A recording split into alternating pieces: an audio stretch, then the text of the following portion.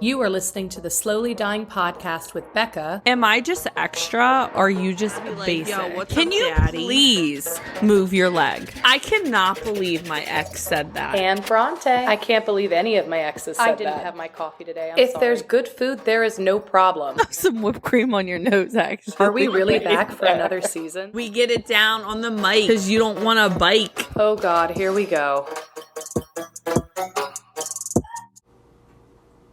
What's poppin', guys? It's Bekah. I'm back on the mic, but this time I am not with Bronte. Right now, she is currently sleeping because she has to work overnight tonight. So I thought I would get on here, and I know it's been a little bit of time since it's passed. But I just wanted to say Happy New Year's, guys.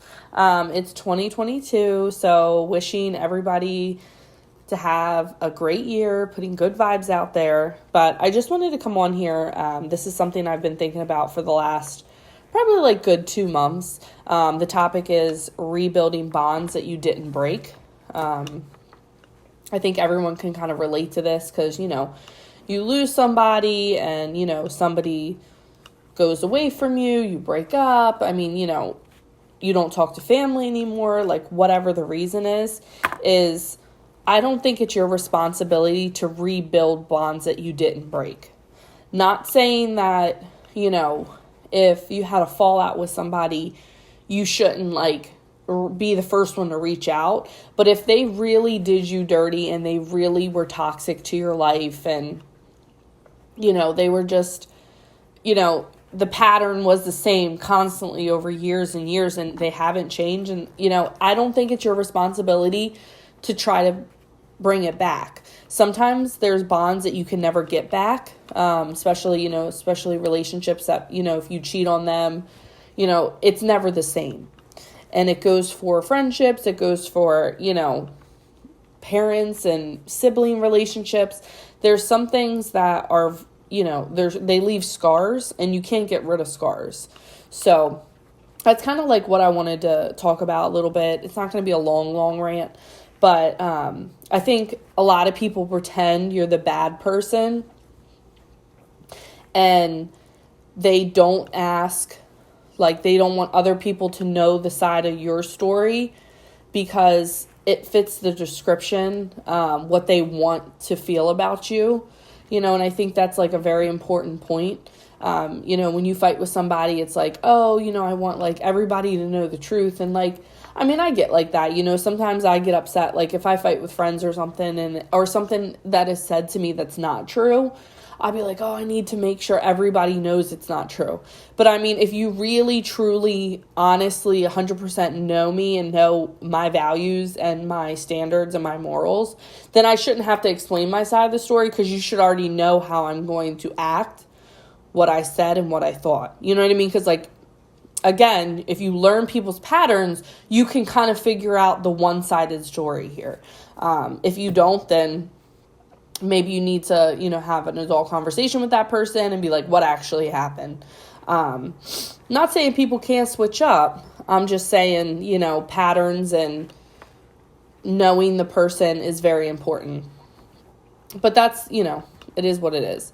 But, you know, I think when you realize you know, it's not your responsibility to rebuild that bond when the other person fucked up so badly, you don't get to keep everybody in your life. And this is something I'm finding out that's very heartbreaking. I'm 28 years old, so I'm not like old, but it's not like, you know, I'm 16 anymore. You know, there's people that just come in your life for sometimes only a month, and sometimes it's only a day, you know, like when you're passing strangers and, you know, they'll be like, oh, like, let me pay for your drink or something, you know what I mean? Like a nice, kind gesture. That's like, okay, so maybe they're just supposed to be in my life for, you know, that short amount of time. But then there's people that are supposed to be in your life for, you know, like when you have kids, they're going to be in your life for like the rest of your life, hopefully. Sometimes not, but hopefully. You know, you have parents, they are in your life for a long time, or, you know, you have relationships. And most of the time they're not lifelong relationships. Sometimes you have to go through a lot of heartbreaks to be able to get it right. And those kind of suck.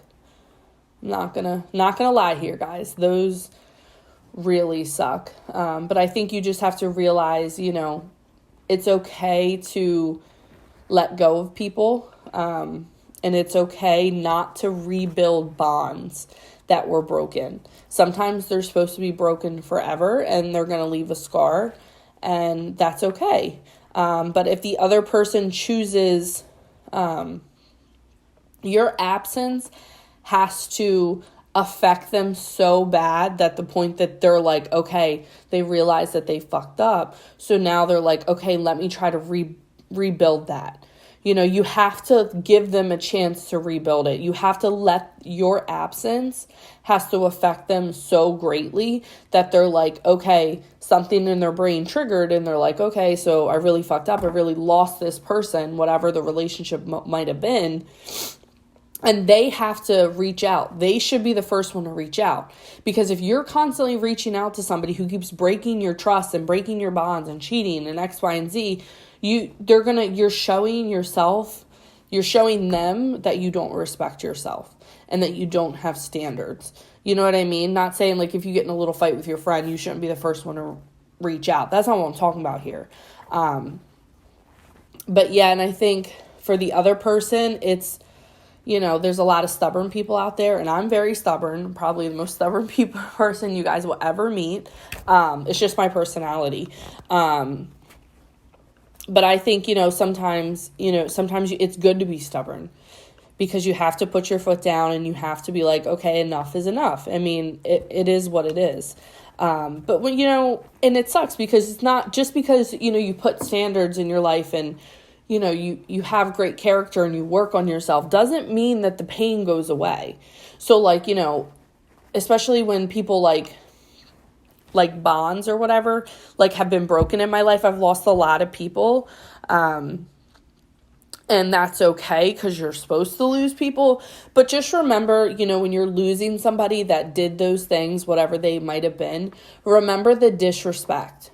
It's so easy when you start missing somebody. It's like, oh, I remember like all the good times and like they treated me like this and, whatever.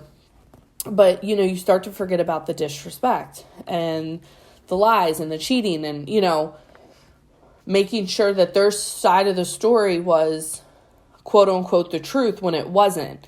You know what I mean? Or they're playing the victim. Or just remember, like, when you miss them, start being like, you know what? Like, remember the disrespect. And if you can't remember it or it's a hard thing to remember for you, then write it down. I have a journal. And I think I talked about this on the other episodes, and I want to do more of it, is, moving forward in my life, I write what I will tolerate, what I will not tolerate. You know what I mean? Like, I write things down because sometimes when you write things down, it clicks better. But then also you can, if you're fighting with friends or you get into a new relationship and it's like, you feel confused of like what you want, what you will tolerate, then you can go back to your book when you were already in your clear head, because right now you're not, quote unquote, in a clear head, because now you're all kind of confused of like what's going on in your life. Because when change happens, it's very confusing. Change is good. I'm going through a lot of changes now, but sometimes like I be like kind of get overwhelmed. I think that's the word I want to use here. And then I could go back to my book and be like, all right, like, what are my core values? Like, what will I not tolerate? What will I tolerate? I don't know. It's just something I do, guys. So you guys might think I'm crazy. That's fine. I am crazy. But, let me see. And you guys know I do bullet points. So sometimes I just have to like reread my bullet points. So just give me a second.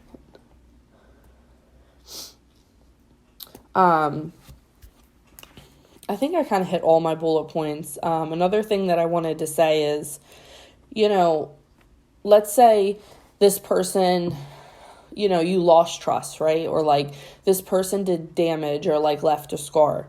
You don't want to carry that baggage into your new relationship, whether it's like, you're trying to date again or like you're just trying to go out and have meet new friends or like whatever the relationship is. You really don't want to bring that baggage. One, it's not cool. It will eat you up. 2, and it's not fair to the other person that you're bringing so much baggage, which you should have worked on before you started new relationships with people. You know, you can't control what other people do to you, and you can't control the disrespect and like the breaking of that bond. But you do, your responsibility is, 1, to not let it happen again, which is, you know, cutting it off and doing what you got to do. And 2 is fixing the damage that went with it. And I think that's why pain is so, it sucks, because it's like, oh, that person did me dirty, now I'm hurting. It's not that person's responsibility to fix it. Now it's yours. So, I mean, life isn't fair. And I think that's what the sucky part is. And it, you know, you don't have to worry if you're going to trust somebody else again, or like hope that these bonds don't get broken again. The only thing that you can do is trust yourself enough to be cool and know what to do when that happens again, if it happens again. Not saying it always will happen again, but if. But yeah, I mean, you know, and I think if you're a good person, and, you know, they broke the bond on purpose, or they broke, like, you know, it was just a nasty fallout, let them grieve your absence. You know, a lot of people try to pretend like, oh, it's fine, like, I hurt this other person, this and that. Like, we're all human, we all have feelings, and I think pride is a key here. So, you know, you might be like, oh, well, this person doesn't seem to care. Well, they care. Every single person that has hurt me, pretty much, like, main relationships that I've had, whether it be an ex or, you know, just like one of my friends that, like, I don't talk to anymore, and now I hit them up and we talk. Like, it's like, not one of them has said, I've never not cared about you, or I was never not hurt that I hurt you. You know what I mean? I mean, it might have took a year or 2 or a couple. Sometimes it takes like 6 years, whatever. But they always come around and they're like, yeah, it hurt me that I hurt you. And it's like, you know, in the moment you're like, oh, this person doesn't care. Why would they hurt me? And it's like, sometimes you have to realize that people hurt other people because they have their own demons and they haven't took care of that. You know, it's not like, oh, these people are out to get people. Sometimes you have to step back and be mature about it and be like, you know, like I said, like, they're hurting you because they're hurting themselves. And I think that's a really big key point. I can go into more detail maybe that about that in a different episode. Like I said before, it's very weird talking to myself because I have nobody to bounce back for. So if I sound a little weird, guys, that's why. But yeah, I just wanted to get on here and just talk about, you know, these bonds. And I think the most important bond that you will have with anybody is yourself. And you don't ever want to get to the point where you break that bond with yourself. Because if you can't love yourself and you can't be true to yourself and you can't, you know, make sure you have your own back, I truly believe you can't be there for anybody else. And you can't, you know, you just can't, you know, you have to take care of yourself before you take care of anybody else. That is my motto, and I say that to all my nurses, but, you know, because that's what nurses do. They take care of people. So make sure you guys are taking care of yourself, and if you have any questions, reach out. We are on social media, and we have an email, and we do get emails all the time and stuff. So, but, yeah, that's what I wanted to say, and this is Bekah, and I'm popping off.